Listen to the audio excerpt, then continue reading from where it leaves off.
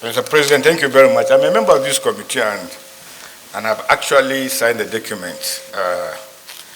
And I do not have a particular problem with this particular clause, except where the National Assembly and its leadership intends to touch the budget, especially when it once increases the budget to meet the yearning and aspiration of Nigerians.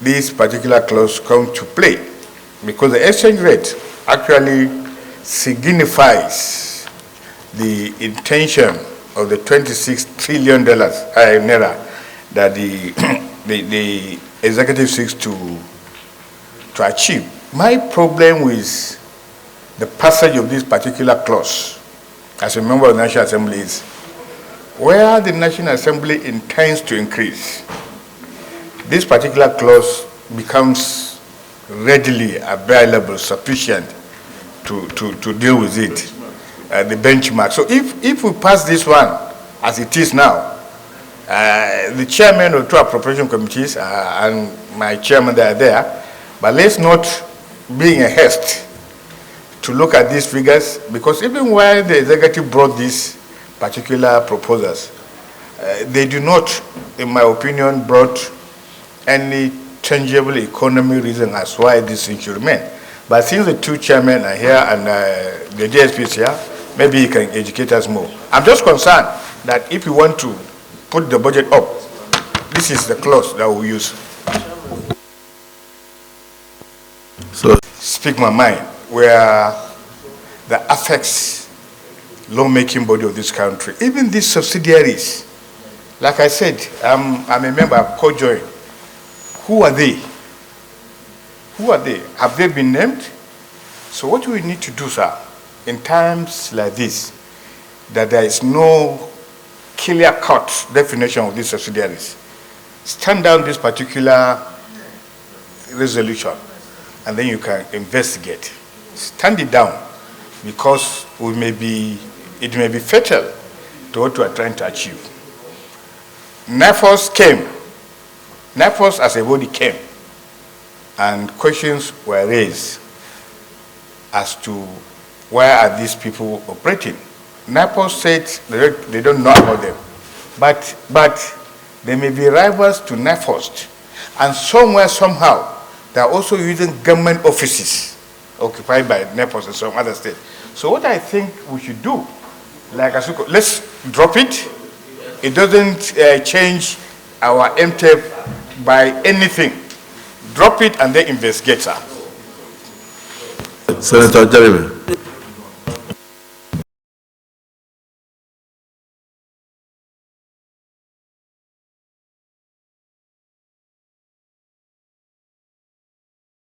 Was global production and operational cost standard, full stop. Global production and operational cost standard.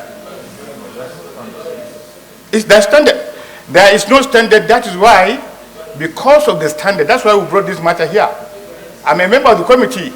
And wait, you are the one who brought it, and you said ANPC has the highest. How did you verify it? Because we have been told what happened to other clients, and that's why you brought it.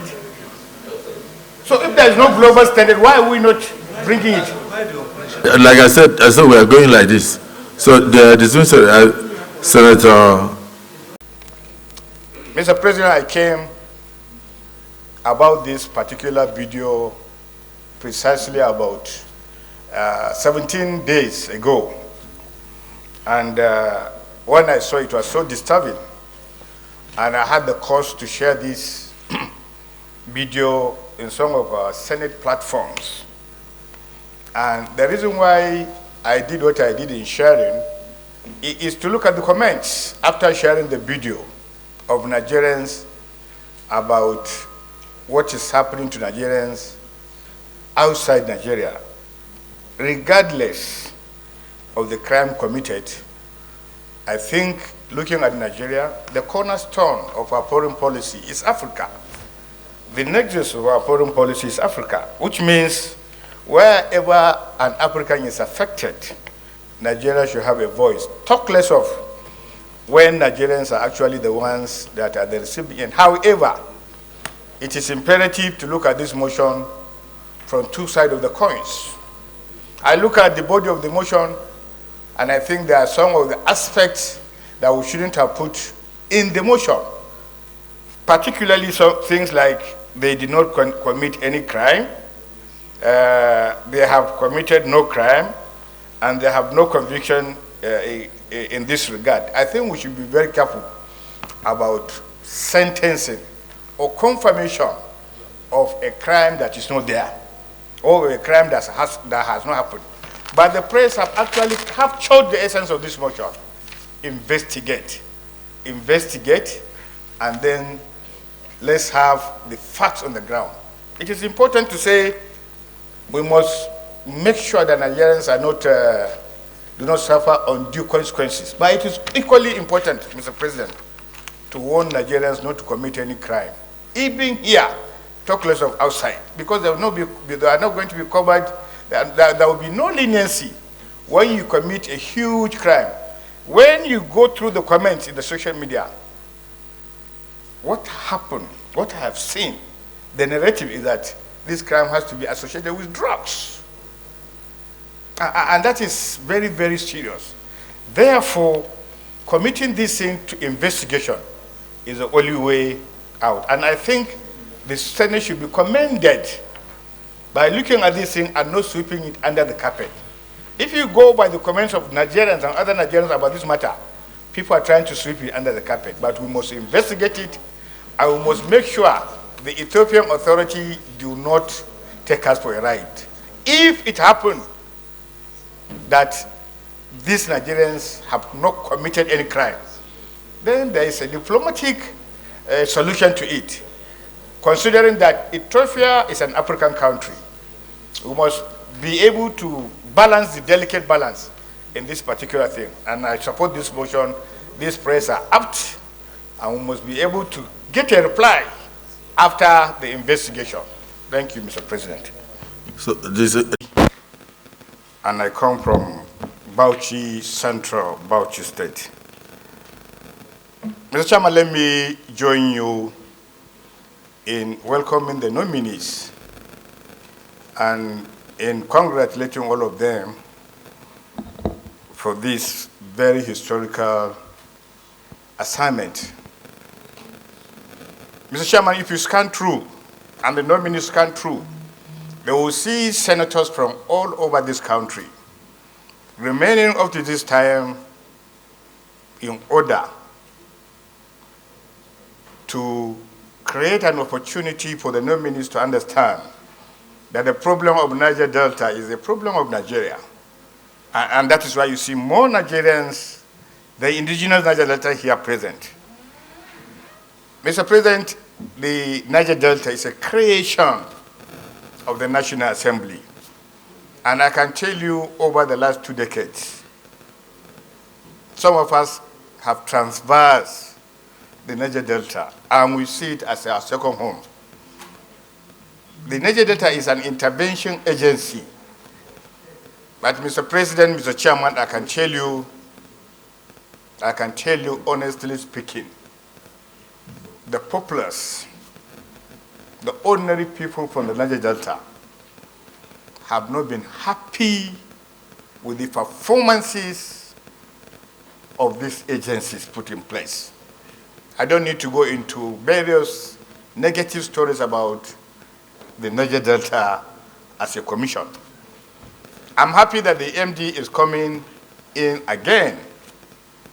And I want the MD to holistically look at us on our faces and tell us what is the problem of the Niger Delta from his own perspective, and what can the Senate do in furtherance to your assignment in making sure that the citizens of the Niger Delta receive these democratic dividends. It is important to understand, and don't be political in telling us what is your challenge. As you go forward, after your confirmation, we need to sit down I'm making sure, sir, sirs, that this cannot be a continuous intervention without visible positivity in the Niger Delta. So I want the MD to kindly tell us his challenges and what he thinks the Senate need to do and the National Assembly as a whole for the Niger Deltas. Thank you. 2 minutes you have given me. I really appreciate. Mr. President, I am very sure if you count the number of motions that we had since the beginning of 10th Senate about security, it's about 13 times, and this is the 14th time. Mr. President, we cannot continue to do things all the time, and we're not getting results. And while at the same way, and we're not getting results, we need to be proactive. Sir, the issue of security, while we are discussing it, it's not about the media. We cannot, sir, discuss internal security of this country in a plenary session. My position on this matter, you recall, and some people can recall, in 2003, we passed a motion in the House that the security chiefs of the nation come fortnightly to brief the Senate President and the Speaker. That has been abandoned. What we ought to do now, Mr. President, is to set a whole one day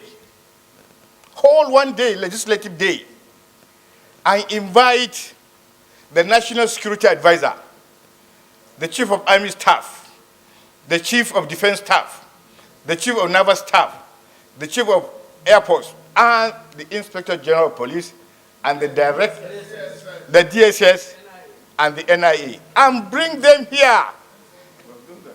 Not in plenary, sir. In the letter, please, let me land. In the letter that the Senate President should send to these people is to be able to tell them, this nation is falling. What are you bringing? What are your challenges? And they come in, all of them, sir. We start from the National Security Advisor. He tells us his challenges. The Inspector General of Police tells us his challenges, but in a closed-door session. Mr. President, nowhere in this country, in the whole, that security issues are discussed in plenaries. Nowhere. Because as we are discussing it, these people are also looking at us. Whatever you say is being recorded, is being seen. Believe me, sir, we are not going to get a headway if we continue to keep on these motions. It's not going to take us anywhere. We have to discuss this in a closed-door session, not in plenaries. And that is my submission. Thank you. My phone is bad. Thank you, Mr. President. My name is Senator Abdul Ningi, and I represent Bauchi Central. First and foremost, let me commend the sponsor of this bill, our own Senator Emi, for thinking out of the box. It is so important that in the last 3 decades, we have been hobnobbing about the exit of the NYC scheme. After NYC, what next? I believe the idea of a trust fund is an idea that its time has come. It is an idea that brightens the future of our young men and girls. It is a vision that this country cares about the younger people. And it is a mandate to all young men across the country that this National Assembly, this Senate in particular, cares about their welfare, about their well-being, and about their tomorrow. For some of us, time has come to always remind ourselves that no position, no condition is permanent. We are senators today, we won't be senators all our lives. And therefore, as you are building your own household, as you are thinking about your own kids, you must also think about the totality of the kids in this country. I think this trust fund, if actually managed with a very good strategy, is a way of plugging the gaps in the areas of employment and creating hope to the hopelessness that is embedded in this country today. And I'm sure if you go through the bills, especially the summary of the bill, you understand that the sponsor of the bill intention is to make sure that we have created a future of which Nigerian youth will be rest assured that their tomorrow is guaranteed. And I believe this is some of the legislation that is required out of the Senate. These bills brightens my day, and it gives me a very rare hope that the Senate has come to making sure that every Nigerian, old and young, is in the heart of senators, is in the heart of this institution. And you look at some of the major vision of this bill, that it will bring about interaction with the youth in creating opportunities for them in terms of businesses, in terms of opportunities to do other things apart from what they have been able to read in the university. Sir, quite a number of people are existing and surviving out of the box. It is not what you read in the university that is fundamental and cardinal. It's what you use your brain for after the passage of the university university community. So I believe this is a very good bill. I believe the sponsor should be commended. And I'm sure as we go further, the bill in the second reading is only important as to the principle of it.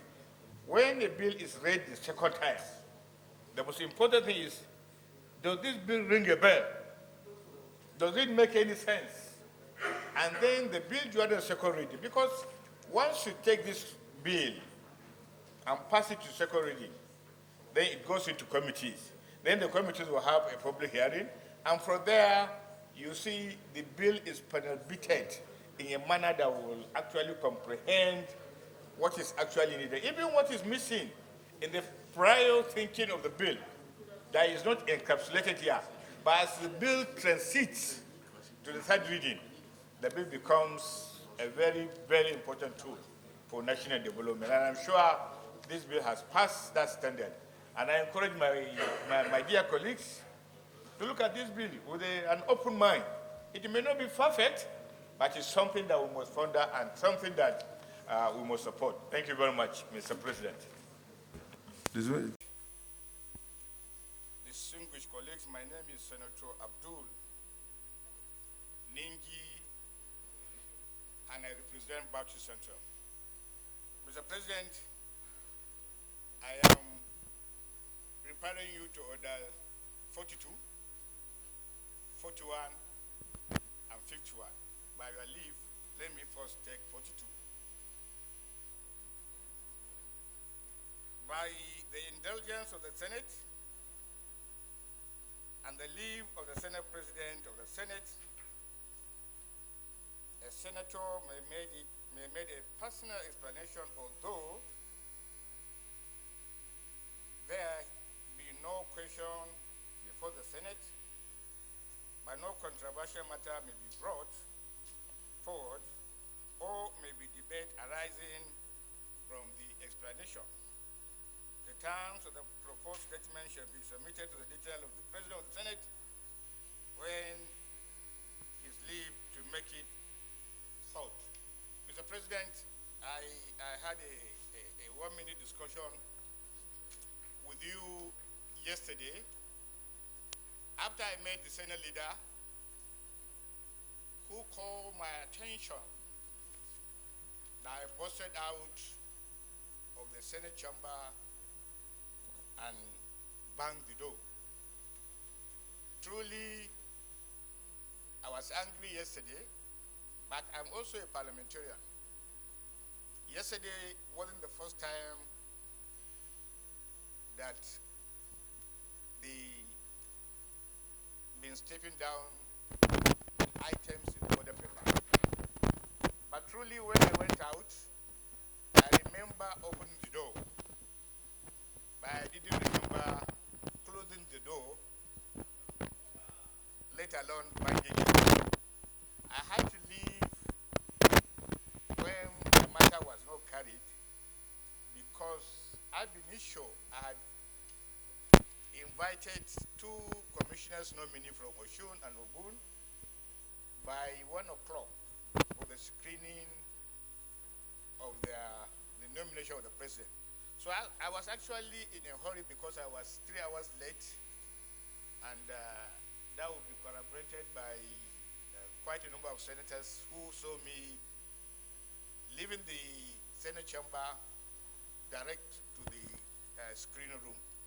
I would like, Mr. President, if some people felt some kind of indiscretion from my part,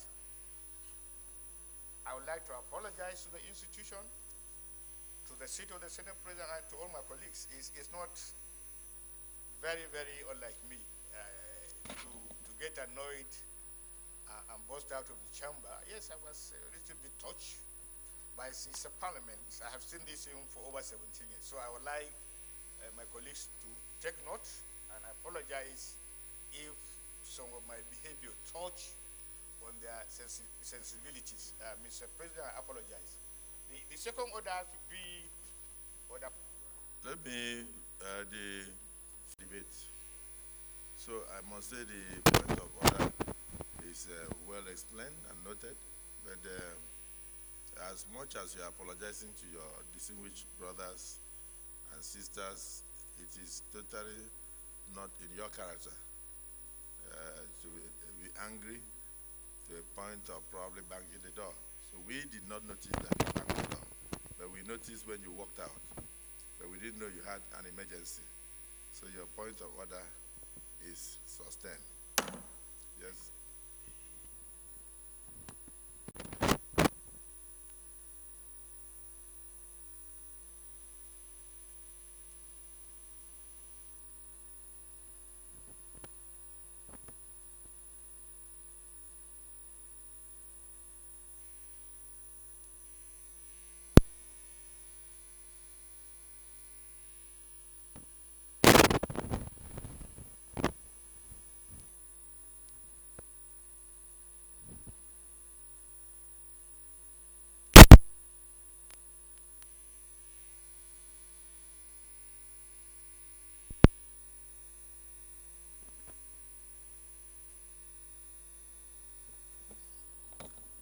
Which says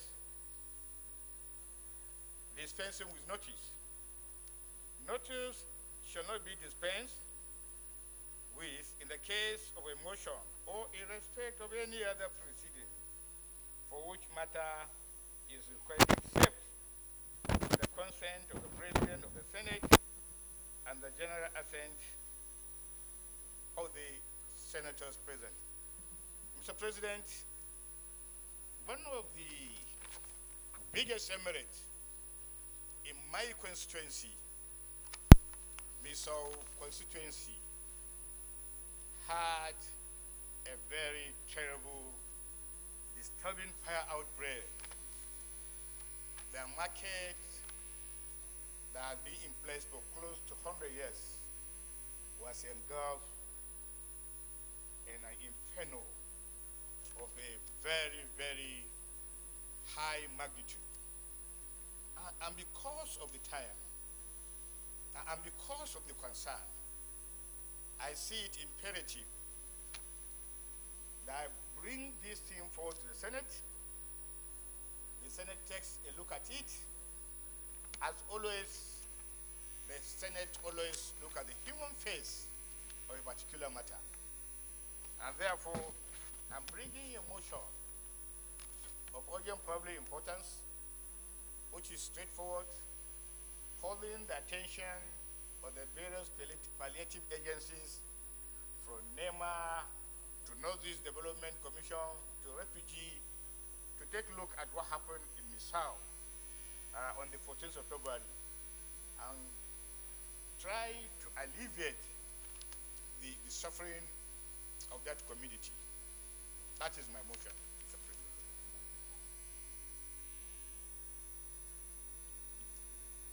And I felt it touches on the lives of Nigerians, and that you could bring it up for us to look at. So it means if the Senate is well disposed to it, we will take the motion by Senator Abbas, which was referred to today, and also even take a look at yours the same day. Is that the disposition of the Senate? Those in support that we take this motion as urgent, say aye. Those against say nay. The ayes have it. So this, Senator Abbas, proceed to move your motion and deal after Senator Nengi. Thank you, Mr. President. Distinguished colleagues, I am Senator Aminu Iyaba. Bring this matter before this very, very honorable House. Note that a devastating fire disaster has fallen the Asian South Central Market in my constituency of Bauchi State on the 14th of February 2024, resulting in a substantial loss of goods and property of my constituents. Recall, sir, that the South Central Market had for centuries been a hub of economic activity, serving as a crucial marketplace for both local businesses, sustaining the livelihood of the many communities around. The recent fire outbreak has not only disrupted the economic fabric of the community, Mr. President, but has also left countless families in dire need and distress, especially at this critical time. Mindful, therefore, in the light of this unfortunate event, I move that the Senate take a swift and decisive action to cause to provide immediate relief and support to the affected individuals and businesses in Misau Emirate and its environs. Accordingly, therefore, the Senate resolved to commiserate with the victims of the unfortunate fire incidents. 2, direct the National Emergency Management Agency, PEMA, to, as a matter of urgency, send relief materials to the victim of the fire incident in Misau Market. Direct the National Refugee Commission to further assist in this endeavor, as Misau is a refugee resettlement center arising from the Boko Haram activities in the neighboring states of Borno and Yobe states, for immediate relief to the affected families and businesses, ensuring that they have access to essential needs as food, shelter, and medical assistance.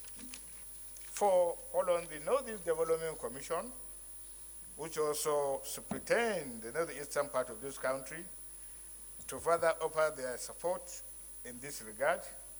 Urge the state and local government to ensure a thorough investigation in the course of this fire, ensuring accountability for any negligence or wrongdoing. This will serve to prevent further disasters and provide justice to those affected. Number 6, further urge the state and local government to allocate funds for the reconstruction, rehabilitation of the central market, facilitating the civil recovery of local businesses, and of course, restoring the economic vitality of the aforementioned community. called for community engagement with affected community, providing counseling and support to help them rebuild their lives and businesses. Call on distinguished senators tonight in solidarity with the people of Miso Emirate during this challenging time, demonstrating our commitment to the well-being and prosperity of our constituents. Mr. President, I so move. Distinguished Senator, The President and Commander-in-Chief of the Nigerian Armed Forces, Senator Bola Ahmed Tinubu, for the presentation of these very unique individuals. I've been a little bit distracted by my right hand here. Some people are debating, and I want yeah. These are individuals. Nasarawa gang.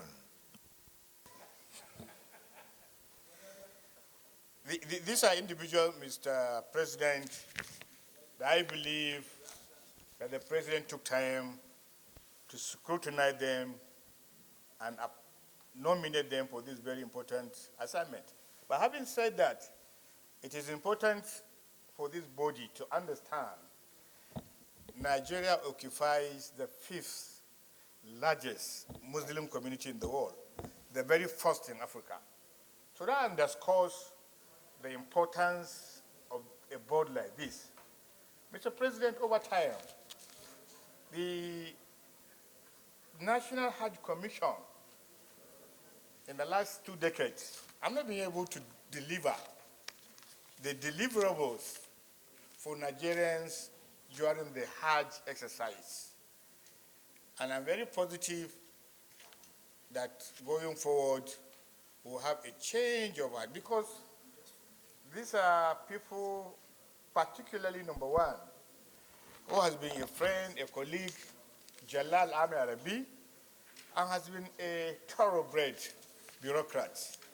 I saw also is Elogushi and Abdulrazak. I think they need to understand where the president is coming from. They need to tune their energy, their mindset, as the only reason why they are appointed in making sure that Hajj is a cardinal, fundamental principle in the Islamic doctrine. And therefore, when Nigerians go to Hajj, they should be able to provide the basic services for them, making sure that Nigerians are not arrested anyhow, Nigerians are not intimidated anyhow, Nigerians are not discriminated anyhow. Sir, over the years, we have seen some of this interplay during Hajj. And you see Nigerians in a dire need for some services. But you look around left and center, there is nobody to cater for them. So I believe these are right people at the right time, and I pray that they will not disappoint the president who actually saw them out. They are not the only competent Nigerians, but the president, in his own wisdom, decided to give them a chance. They should not disappoint him, disappoint Nigerians, and also the Senate. And I'm sure the Senate will look forward to making sure that they remain steadfast in their responsibility as board members. Thank you, Mr. President. Thank you. Distinguished Senator Kawu. Thank you, Mr. President. My name is Senator Abdul Ningi, and I represent Bauchi Central of Bauchi State. Mr. President, I was about going out, having actually waited all this long to speak on this very important motion. And then, kindly, the leader of the Senate said this motion should be taken. And this is a motion that should concern everybody, especially the representative of the people. You mean the Senate resolved that the motion be taken? The Senate resolved through the motion of the Senate leader and by the leave of the Senate President that the motion should be taken. Now I'm talking. This is a motion of this nature should not escape Parliament and parliamentarians. You recall a long time ago, at the end of the 18th century, the famous socialists, Hegel, Karl Marx, and Lenin, were predicting the fall of the necessary fall of capitalism. Little did they know, developing countries took notice of the huge contradiction in the capitalist system. And what the developing countries did is to be able to look at the gaps between the haves and the have-nots and bring about issues of welfare, human kindness. And they forgot about the entire profit that is actually associated with capitalism. Pension for workers, good life for workers, the ability for Nigeria, for humanity to survive as they are. These are things that Marxists did not predict, did not foresee. And therefore, if you look at the developing countries, beginning from the United States, to UK, to Belgium, to Singapore, to South Korea, to Japan, what actually sustains their system is taking care of their elderly, is making sure that once a child is born, he doesn't need to steal, he doesn't need to be corrupted, because at the end of his twilight of his life, there'll be something for him until he dies. This has not been actually taken care of by most African countries, and especially Nigeria. And it is important, Mr. President, that for us to reduce corruption and the evils that partakes in our society, one of the things we must be able to make sure that we do is to put in place pensions and the ability of livelihood that me and you, when we get that age, and we are very near that age, that will be comfortable, that we are not going to die in penury, that the society appreciates us, that the community appreciates us. Today, sir, there is no state in the whole federation that are not owing pension to pensioners.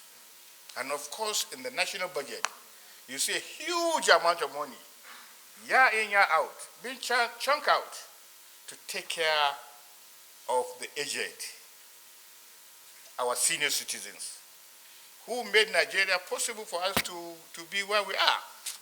And in spite of that, a lot of us have forgotten about it. And it is a very necessary road. Everybody will be there. I'm very happy that Kelvin has brought this to attention. And I'm sure, because of time constraint, this is a motion deserving of every legislature to say one thing or another about it, because it concerns all of us. It concerns the aged, it concerns the middle age, like the Senate President, it concerns the younger people, the journalists, and everybody. So I think it is important to first commend Calvin for bringing, reawakening our consciousness, our duty to our country. This is a very important motion, and I hope my committee, the Committee of Legislative Compliance, will go ahead and making sure that by the time we pass this motion, we should follow it up within the national framework, and urge the states to also to look back and reflect the importance of this motion. I so second, Mr. President. Well, the motion has been moved and seconded. Just one observation on my part, if you allow me. The Senate President is not in his middle age. If I'm in my middle age, it means you are expecting me to live to 120 or 130 years.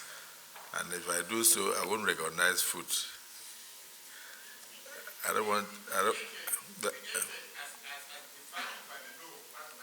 Yeah.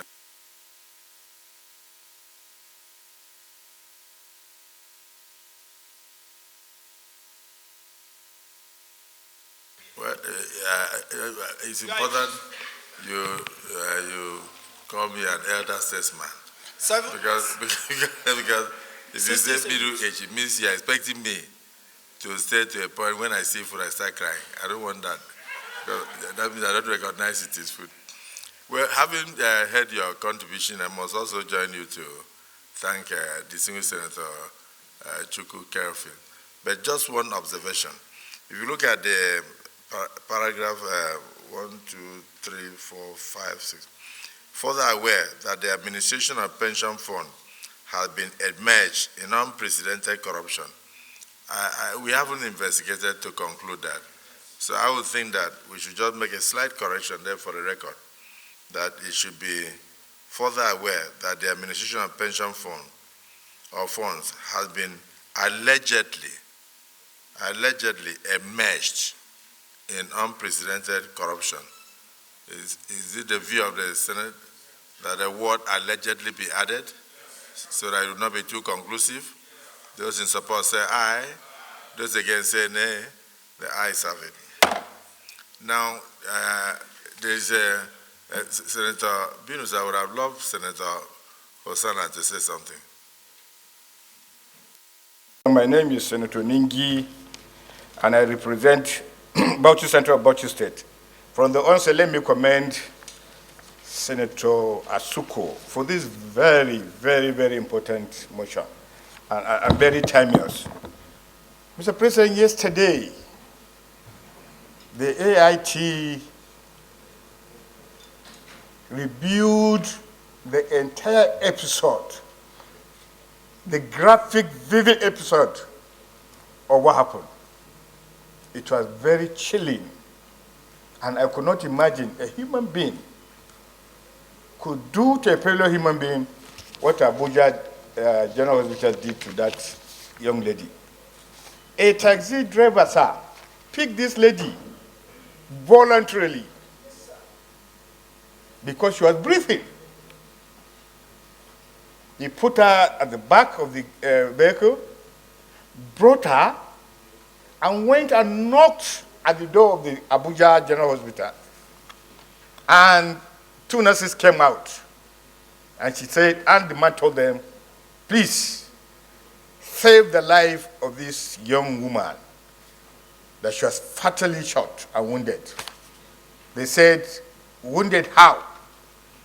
That she was shot. By who? He said, I didn't know. I saw her on the ground and I picked her. Against all risks, I wanted to save this young lady, and I brought her to this hospital because it's the closest to where I picked her. There and then, they not only say he should leave, they closed the gate. They shut the door to the hospital. They shut the door. And the man was shouting, this guy will die. Nobody from the hospital came out to say anything until when the girl died. And the man didn't even know what to do. AIT showed complete picture of what happened. When Senator Asuko raised this matter of urgent public, I didn't know it was that graphic. And it was on video. I think what we need to do, in addition to the prayers, is to make sure that the hospital is charged for manslaughter. Those people actually killed that girl. Not the armed robber that shot her. The armed robber that shot her actually wounded her. But those people killed her. It was unbelievable. And I'm very sure this is very rampant. In spite of this law in place, ignorance of the law is not a solution. That you didn't know. The law is in place. And therefore, we should do whatever we can as a Senate in making sure that the Abuja National Hospital pays for this manslaughter. Maitama Hospital. It's unbelievable. I've never seen anything like that. Yes, point of order. President, you are not the Senate President, please. Don't talk to me like that. The Maitama Hospital should not only be prosecuted, but they should pay for all the liabilities of that woman. And this chamber must be able to direct the Inspector General of Police to do a nationwide broadcast that this law is in place, so that everybody should know. Nobody should kill people because there is no police report attached to a hit victim. And a lot of people now, before now, sir, you see a victim on the road, you won't pick him. Because as you picked him, the police will ask you, maybe you are the one, or how does that happen? But if the law is in place and people are not aware of it, it is of course the duty of the police in telling Nigerians that this law is in place, and whoever, no matter his position, going against this law should be prosecuted. I moved this in, but it's really telling. I couldn't sleep yesterday when I saw this thing. Senator Suko, thank you for bringing to the knowledge of Nigerians what happened some days ago. Thank you very much. Senator Nader.